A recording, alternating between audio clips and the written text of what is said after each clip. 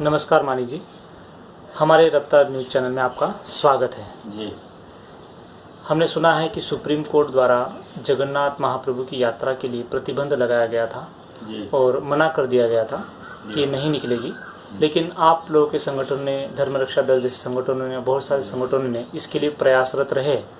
बहुत सारी चर्चा आपके विषय पर चल रही है बहुत सारे संगठनों में, लेकिन सुप्रीम कोर्ट ने नहीं माना।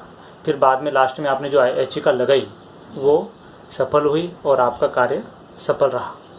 फिर भी पुलिस, आपके जो सहयोगी है श्री मुकेश जैन जी, उनके पीछे पड़ी थी बहुत दिनों से। अभी उनको पुलिस, उड़ीसा की पुलिस उनको लेके चली गई है। तो आपने सराहनीय कार्य किए हैं, लेकिन फिर भी आज उनके ऊपर जो पुलिस ने लेके चली गई है, तो आप आगे क्या, आप क्या करेंगे उसके लिए? मैं ये बताना चाह रहा हूँ आपको कि जो उड़ीसा की पुलिस मुकेश जैन साहब को ले गई है, तो ऐसा कोई मामला बनता नहीं है। और हम जो हिंदू संगठन है, यूनाइटेड हिंदू फ्रंट, भारत जागृति मोर्चा, धर्म रक्षा दल, अखिल भारत हिंदू महासभा, ये सभी संगठन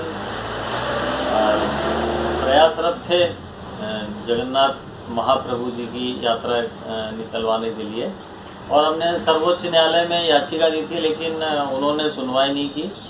जो सर्वोच्च न्यायाधीश है बोबड़े जी, वो ऐसा हमें जानकारी मिली कि वो उन्होंने ऑर्डर किया कि यात्रा नहीं निकलेगी जगन्नाथ महाप्रभु की, और वो चले गए दिल्ली से बाहर। तो उस बात को चैलेंज करना है तो आपको उसी अदालत में चैलेंज करना पड़ेगा। और वो 19 तारीख को आदेश देके चले गए, और उसके बाद शुक्रवार और शनिवार वो चले गए, तो 2 दिन फिर रविवार को छुट्टी। तो इस प्रकार से हमें ये लगता है कि ये कोई बहुत बड़ा षड्यंत्र था इसके अंदर। और पहले भी हम कई मामलों में ये देख चुके हैं कि हिंदू त्योहारों पे इनका जो है इसी प्रकार से रवैया होता है सर्वोच्च न्यायाधीशों का, और वो संविधान के विरुद्ध जाके कार्य करते हैं। हमने उनको इस बात के लिए कई बार याचिकाओं में सर्वोच्च न्यायाधीश को हमने कहा, सर्वोच्च न्यायालय में बात कही कि 145(4) जो संविधान का अनुच्छेद है 145(4), उसके अनुसार, संविधान के अनुसार उसकी सुनवाई जो है सर्वोच्च न्यायालय की, वो खुली अदालत में होनी चाहिए। और वहाँ पर हम लोगों को अंदर नहीं जाने दिया जाता है कई बार, और जो जनता है उसको पता नहीं होता है कि अंदर न्यायालय में क्या बहस हो रही है और कितनी ज्यादती हो रही है। हम लोग पिछले 10 वर्षों से सर्वोच्च न्यायालय में संघर्ष कर रहे हैं कई मुद्दों पर, लेकिन हम लोगों को हमारी कोई बात सुनी नहीं जाती है, और एक तरफा जो है इनकी तरफ से कार्रवाई होती है। और किसी प्रकार से हम यदि कोई अपनी बात कहना चाहते हैं तो वो न्यायालय की अवमानना, कंटेम्प्ट ऑफ कोर्ट, ये सब धाराएं हम लोगों को लगा दी जाती हैं। तो ये तो एक तरीके से केवल दिखावा है, और किसी प्रकार का कोई न्याय नहीं मिल रहा है। दूसरे तरफ देखिए कि जो धर्मांतरण करने वाले, जो हिंदू धर्म के विरोधी हैं, वो ऐसे कई एनजीओ जो याचिका लगाते हैं उनको प्राथमिकता से ये सुनते हैं और हमारी बातों को नहीं सुनते। तो ये संविधान के जो अनुच्छेद है 145(4), जिसका इन्होंने शपथ ली है न्यायाधीशों ने संविधान के पालन करने की, उसका ये खुला उल्लंघन कर रहे हैं और अपनी शपथ को तोड़ रहे हैं। अभी मैंने कई जगह इंटरव्यू दिया तो पत्रकारों ने कहा कि अभी वो चल रहा है कोरोना, तो उसमें एक खुली अदालत में कैसे फैसला होगा।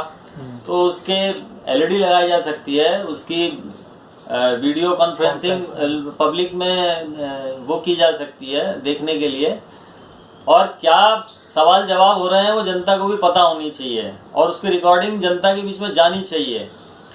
ये हिंदुओं को समाप्त करने का एक षड्यंत्र है, एक छद्म युद्ध है जो ब्रिटेन और अमेरिका के द्वारा चलाया जा रहा है, और ये हमारे त्योहारों को हमेशा निशाने पे लेते हैं। हमारे त्योहारों को, हिंदू त्योहारों को ये हमेशा टारगेट पे लेते हैं। फिर उसके बाद में अनुच्छेद 26 ख के अंतर्गत हमने सर्वोच्च न्यायालय में ये कहा कि हमारा धार्मिक अधिकार है, संविधान का अनुच्छेद 26 का, और हमें अपने धार्मिक प्रबंधन की पूरी अनुमति देता है। और हमने ये भी कहा कि जो जजों की जो नियुक्ति होती है 124 क, संविधान के अनुच्छेद 124 क के अनुसार, तो ये जजों की नियुक्ति भी जो है ये मनमाने तरीके से हो रही है, और ये एक पॉलिटिकल पार्टी के निर्देश पे, पॉलिटिकल पार्टी के इशारे पे ये पूरा खुला जो है संविधान का उल्लंघन करके न्यायाधीशों की नियुक्ति की जा रही है। संविधान का इसमें पालन ही नहीं हो रहा न्यायाधीशों की नियुक्ति में। ये नियुक्ति हो रही है ब्रिटेन और अमेरिका के अनुसार, और इस देश को गुलाम बनाने की प्रक्रिया पूरी तरीके से चल रही है। हमने कई मुद्दों पे सर्वोच्च न्यायालय में, एनजीटी में हमने कई मुद्दों पे इनसे बहस की है, लेकिन अभी नतीजा कुछ हमारे पक्ष में आने लगा है जब हम ये बातें, आप जैसे जो देशभक्त मीडिया है वो हमारी बातों को दिखाता है। तो मैं आपको बताऊं कि 19 तारीख को, उसके बाद में 2-3 दिन बाद 19 तारीख को सर्वोच्च न्यायालय ने आदेश दिया कि जगन्नाथ महाप्रभु की यात्रा नहीं निकलेगी। 2-3 दिन बाद हमने याचिका सर्वोच्च न्यायालय में लगाई और उसकी सुनवाई उन्होंने नहीं की। फिर मजबूरीवश हमको जो है ये कहना पड़ा कि न्यायाधीशों के विरुद्ध में हिंदू संगठन जो है प्रदर्शन किया जाएगा। अच्छा जी, आप आगे जो है तो जब अभी मुकेश जैन जी को ले गए हैं पुलिस उड़ीसा की, तो आगे आप क्या करेंगे, और भी संगठन आपके एकत्रित होकर क्या आप सुप्रीम कोर्ट के लिए कुछ बोल पाएंगे या सरकार के लिए कुछ बता पाएंगे आप अपनी बात? जी हाँ, लगातार 23 तारीख को जब हमने जजों को, हमारे हिंदू संगठनों ने, इन्होंने जो है जगन्नाथपुरी की रथ यात्रा का अनुमति दिया।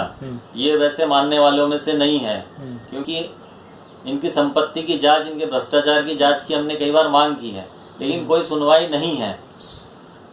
फिर उसके बाद में इन्होंने दिल्ली पुलिस ने भी परेशान किया हमारे जो सहयोगी संगठन है मुकेश जैन साहब उनको, और दिल्ली पुलिस को हमने कहा कि भाई किस न्यायिक प्रक्रिया के अंतर्गत आप ये कार्य कर रहे हैं, और ये आप तो पूरा जो है गैर कानूनी काम कर रहे हैं।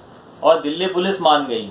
दिल्ली पुलिस अपना जो है उन्होंने माना कि इसमें कोई गलती नहीं है हिंदू संगठनों की, लेकिन उड़ीसा पुलिस मुकेश जैन साहब को ले गई है, और वहाँ पर जो है हम ये कहना चाहते हैं, हमारी कई साधु संतों से बात हुई है, मथुरा वृंदावन के साधु संत जो जगन्नाथ महाप्रभु की यात्रा निकली, वो उन्होंने बहुत धन्यवाद दिया हम लोगों को, और जब उनको पता लगा तो उन्होंने कहा हम उड़ीसा जाएंगे, और जो वहाँ के जो मुख्यमंत्री है नवीन पटनायक जी, उनको ये चेतावनी दे रहे हैं कि वो उड़ीसा की जो पुलिस है वो गैर कानूनी तरीके से काम कर रही है, और वो बिना वजह मुकेश जैन साहब को परेशान कर रहे हैं, और वो उड़ीसा ले गए हैं।